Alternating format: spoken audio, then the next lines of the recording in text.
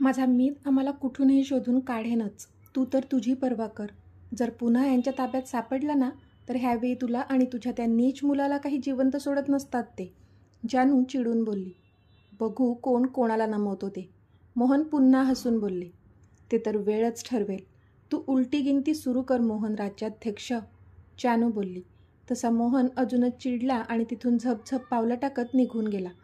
जानूने मात्र एक सुस्कारा सोडला. इथे अमितची गाडी येऊन इच्छित स्थळी पोहोचली होती, जिथे मोहन राज्याध्यक्षने त्याला बोलावलं होतं. अमित गाडीतून खाली उतरला आणि त्या भल्या मोठ्या बिल्डिंगकडे पाहू लागला. त्याने त्याच्या माणसांना इशारा केला आणि तो थेट रॉनीसोबत आत निघून गेला. आता पुढे अमित आणि रॉनी दोघेही त्या भल्या मोठ्या बिल्डिंगच्या आत शिरले होते. ते दोघेही आता लिव्हिंग एरियामध्ये एका सोफ्यावर बसले होते, कारण अजूनही एक्झॅक्ट ॲड्रेस दिला नव्हता त्या मोहनने. आणि इतक्या मोठ्या बिल्डिंगमध्ये त्याला शोधणं म्हणजे पहाडाहून उंदीर शोधण्यासारखं होतं. अमित सगळीकडे नजर फिरवून त्या जागेचा आढावा घेत होता, पण त्याला अजूनही कळत नव्हतं की मोहनला मुलांबद्दल कळलंच कसं.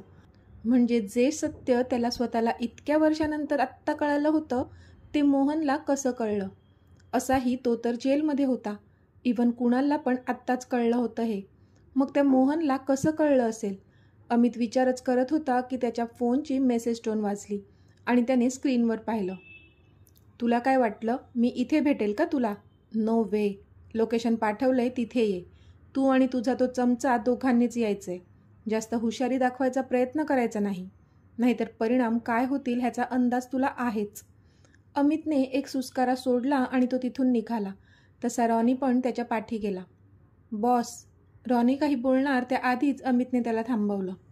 त्या सबस्टिट्यूटला आपल्या गाडीत बसायला सांग. Let's go. अमित बोलला आणि गाडीत जाऊन बसला. रॉनीने त्या दुसऱ्या मुलाला, ज्याला कुणालचा सबस्टिट्यूट बनवून आणला होता, त्याला अमितच्या गाडीत मागे बसवलं. अमित पुढे बसला आणि रॉनीने गाडी स्टार्ट केली. अहो, कुठे गेला असेल कुणाल? अजून अमितचा काही कॉल पण नाही आला. रीमा खूपच काळजीने विचारत होत्या. पण राम त्यावर आता त्यांना काय सांगणार होते. त्यांना तर कुणालचा खरा चेहरा माहीत होता आणि जेव्हा रीमाना हे सगळं कळेल तेव्हा मात्र नात्यावरचाच विश्वास उडणार होता तिचा. कळत होतं त्यांना. अमित शोधून काढेल अगं, काळजी नको करू, ते रीमाना आश्वस्त करत बोलले. अहो, पण ह्या किंजलला काय झालंय? कधीपासून रूममधून बाहेर निघालीच नाही आहे ती. आणि अमितला पण सकाळी किती काय काय बोलली होती ती, माहीत आहे ना? एकेरी नावाने आवाज देत होती ती अमितला. रीमा बोलल्या. जाऊ दे रीमा, ती पण टेन्शनमध्ये असेल म्हणून रागाने बोलली असेल ती अमितला. आपण तिला थोडा वेळ एकटं सोडूया, राम त्यांना समजावत बोलले. हो, पण एकदा का कुणालचा पत्ता लागला ना, मी जाब विचारेन तिला. अशी कशी ती अमितला एकेरी नावाने आवाज देऊ शकते? रीमा थोड्या रागात बोलल्या. त्यांना अजिबात आवडलं नव्हतं किंजलने अमितला अरेतुरे केलेलं. कितीही केलं तरी नात्याने मोठा दीर होता तो तिचा. बरं, विचार तिला जाब, पण आत्ता शांत हो. तुझी पण तब्येत ठीक नाही आहे हे विसरू नको, राम काळजी करत बोलले. तशा मग रीमा पण शांत झाल्या. इथे किंजल मात्र मोबाईलमध्ये काहीतरी टाईप करत होती. तिनेच मोहनला कुणाल अजून घरी न आल्याचे सांगितले होते आणि त्याच्या जस्ट काहीच वेळापूर्वी त्याला माहिती मिळाली होती की जानूजवळ जी मुलं आहेत ती अमित आणि जानू दोघांची आहेत. ती न्यूज ऐकताच त्याच्या पण पायाखालची जमीन सरकली होती. पण त्यांनी स्वतःला सावरलं होतं आणि कुणालचा नंबर डायल केला होता, पण त्याचा फोन बंद झाला होता. तेव्हा न राहून त्याने किंजलला कॉल केला होता आणि त्याला कुणालबद्दल कळलं होतं. तेव्हाच मोहनला अमितचा संशय आला होता. त्यानंतर त्याने त्याचं राक्षसी डोकं चालवून जानू आणि मुलांना किडनॅप केलं होतं. अर्थात हे सगळं तो एकटा करूच शकत नव्हता. त्याला सपोर्ट होता एका मोठ्या पॉलिटिकल नेत्याचा, ज्याच्या करवी त्याला सगळी इन्फो मिळाली होती आणि तिथून पळून जाण्यासाठी लागणारी मदतही त्यानेच केली होती. हां किंजल बोल, मोहन बोलले. डॅड, कुणालचा काही पत्ता लागला का? किंजलने विचारलं. तू काळजी करू नकोस, कुणालला काही होणार नाही. मी त्याला काही होऊ देणार नाही. आज सगळं नीट होणार आहे. तू फक्त बॅग पॅक करून ठेव. मी तुला कळविल्यानंतर कायला घेऊन तिथून निघून ये, मोहन बोलले. ओके डॅड, तुम्ही मला कळवत राहा, जे पण होईल ते, किंजल बोलली.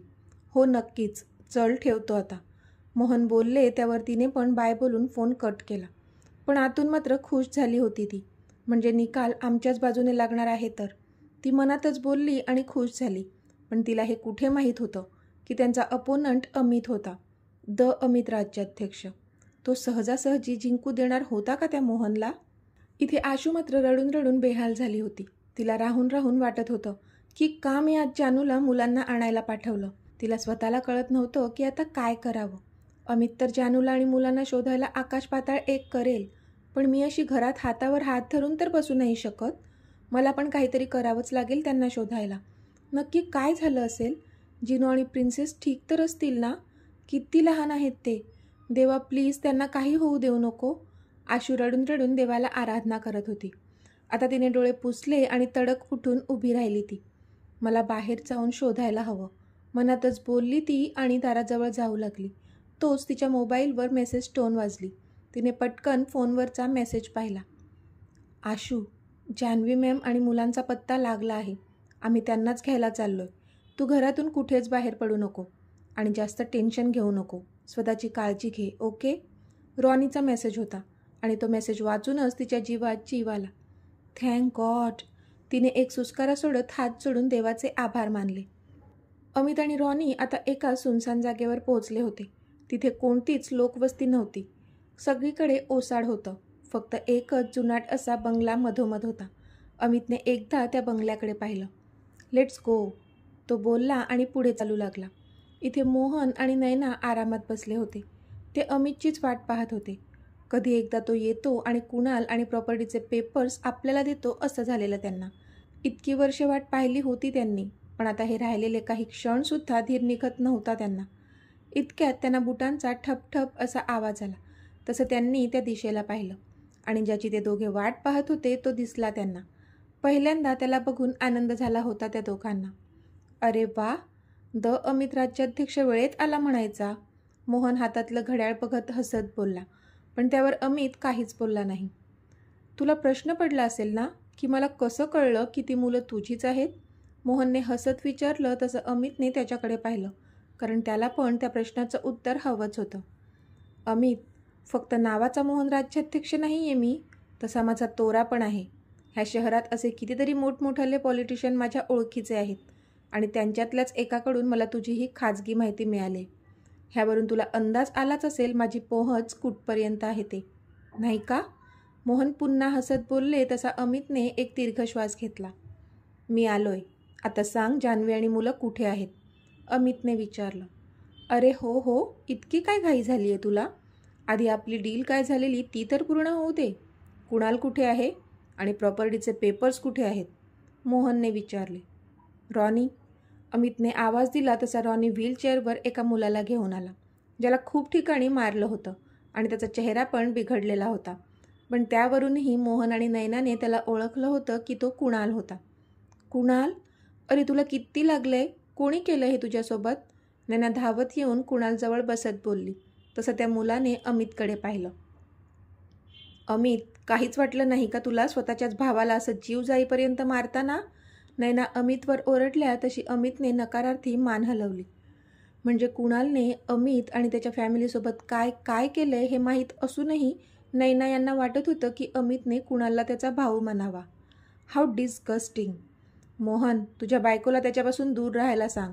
आधी मला जानू आणि मुलांचा पत्ता दे, त्यानंतरच कुणालला तुझ्या जवळ दिला जाईल, अमित बोलला. आणि प्रॉपर्टीचे पेपर्स? मोहनने विचारलं. ते पण देईल. आधी जानू आणि मुलांचा पत्ता सांग, अमित बोलला. आधी पेपर्स, मोहन बोलला. रॉनी, अमितने आवाज दिला. तसे रॉनीने प्रॉपर्टीचे पेपर्स अमितच्या हातात दिले. ते बघूनच मोहनच्या डोळ्यात चमक आणि ओठांवर स्माईल आली. त्याने त्याचा हात पुढे करून पेपर्स घेण्याचा प्रयत्न करू लागला. तो आधी पत्ता, अमित बोलला. ओके, असं म्हणत मोहनने त्याला एक पत्ता सांगितला. जा आणि सोडव तुझ्या बायको आणि मुलांना, पण त्याआधी ते पेपर्स आणि कुणालला माझ्या स्वाधीन कर, मोहन बोलले. तसा अमित ओठांच्या कोपऱ्यात हसला. हे घे. असं म्हणत अमितने त्याच्या हातात प्रॉपर्टीचे पेपर्स ठेवले आणि व्हीलचेअरवरच्या मुलालासुद्धा त्याच्या स्वाधीन केलं. अमितने पटकन त्याच्या माणसांना तो ॲड्रेस सेंड केला आणि जानू आणि मुलांना सोडवण्याचे इन्स्ट्रक्शन्स दिले. मोहनने नैनाला इशारा केला. तसं तिने कुणालची व्हीलचेअर पकडली आणि ते तिथून जाऊ लागले. पण तोच, थांब. जोपर्यंत जानू आणि माझी मुलं सुखरूप सापडत नाहीत तोपर्यंत इथून कोणीच हलणार नाहीत, अमित त्यांच्यावर गन रोखून बोलला. पण त्यावर मात्र मोहन जोरजोराने हसू लागला. व्हॉट? अमितने विचारलं. अमित, जरा तुझ्या आजूबाजूला बघ. मोहन बोलले तसं अमितने सगळीकडे नजर फिरवली, तर त्याला आणि रॉनीला चारही बाजूने घेरलं होतं. ती सगळी मोहनची माणसं होती. तुला काय वाटलं, इतक्या सहजासहजी मी तुला तुझ्या बायको मुलांची भेट घडवून आणेल का? हा हा हा. नाही रे, इतक्यात नाही. मी तुला खोटा ॲड्रेस सांगितला आहे. तुझी बायको आणि मुलं नाही आहेत तिथे. तुला असा तरसवणार आहे ना मी, की तुला कळेल. इतकी वर्षे तू आम्हा बापलेकांची ताटातूट केली होती ना, त्याचं दुःख. मोहन बोलले आणि इथे अमितने हाताच्या मुठी घट्ट आवळल्या. आता तुझी सगळी प्रॉपर्टी माझी आहे अमित.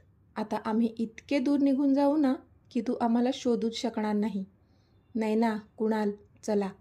मोहन हातातले पेपर्स नाचवत बोलला आणि तिथून जाऊ लागला. थांब मोहन.